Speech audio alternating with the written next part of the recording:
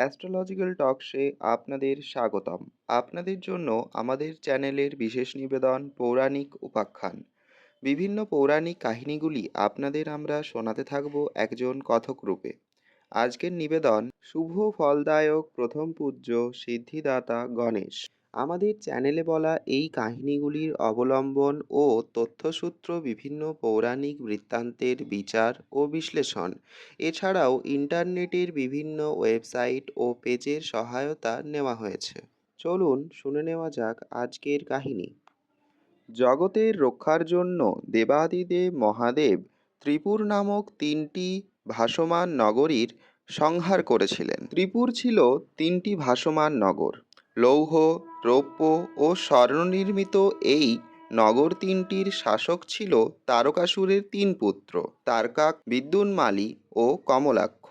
এই মহা অসুর নগরীদের ধ্বংস করতে সকল দেবতাদের অনুরোধে দেবাদিদেব মহাদেব যাত্রা করেছিলেন। যেখানে মহাদেবের রথ হয় পৃথিবী, রথের চাকা হয় চন্দ্র ও সূর্য, রথের অশ্ব হয় চারটি বেদ ও রথের সারথি সৃষ্টিকর্তা ব্রহ্মা। এই যুদ্ধে মহাদেবের অস্ত্র হিসেবে বিষ্ণু স্বয়ং ধনুক ও বাসুকী নাগ ধনুকের প্রত্যাংশা হয় ও তীর হয় এই সমস্ত জগতের প্রতিটি জীবন ও চেতনার প্রাণ শক্তি। কিন্তু তিনি যতই প্রচেষ্টা করেন তিনটি নগর ধ্বংসের তিনি বিফল হন বারবার। বহু প্রচেষ্টার পর তিনি মৃদু হেসে বলেন যে তিনি তার দেওয়া বিধান নিজেই স্মরণ করেননি, আর ফলস্বরূপ তিনি বারংবার ব্যর্থ হচ্ছেন। তিনি একটি মহান কাজ সম্পন্ন করতে চলেছেন, কিন্তু তিনি এই কাজের পূর্বে গণেশ পুজো করেননি।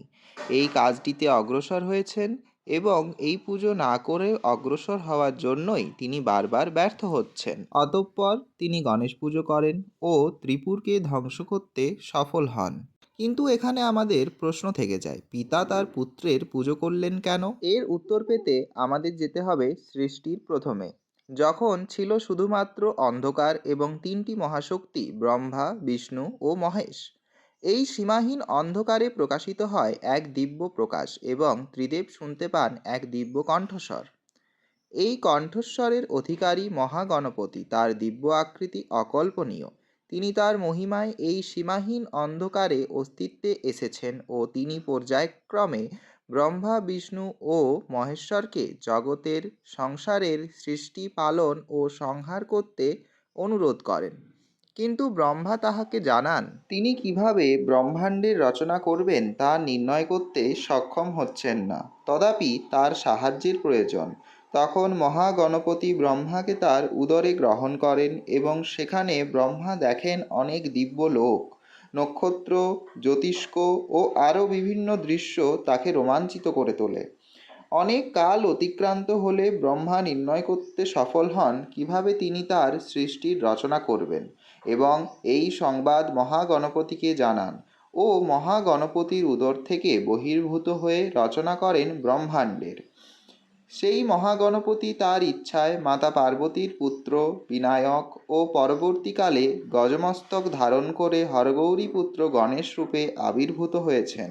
গণেশ শুধু হরগৌরীর পুত্র গণেশ অথবা প্রথম পূজনীয় গণেশ নন, তিনি সৃষ্টিরও পূর্বের এক মহাচেতনা। তিনি সিদ্ধিদাতা, তিনি বিঘ্নহর্তা। যে কোনো শুভ কাজের পূর্বে তার নাম স্মরণ ও পুজো শুধু শুভ কাজের বিঘ্ন হরণই করে না, শত্রুদের জন্য তিনি মহাবিঘ্ন, ভয় ও বাধা উৎপন্ন করেন। তিনি শুধু বিঘ্নহর্তাই নন, গজানন, জ্ঞান ও বুদ্ধির দেবতা।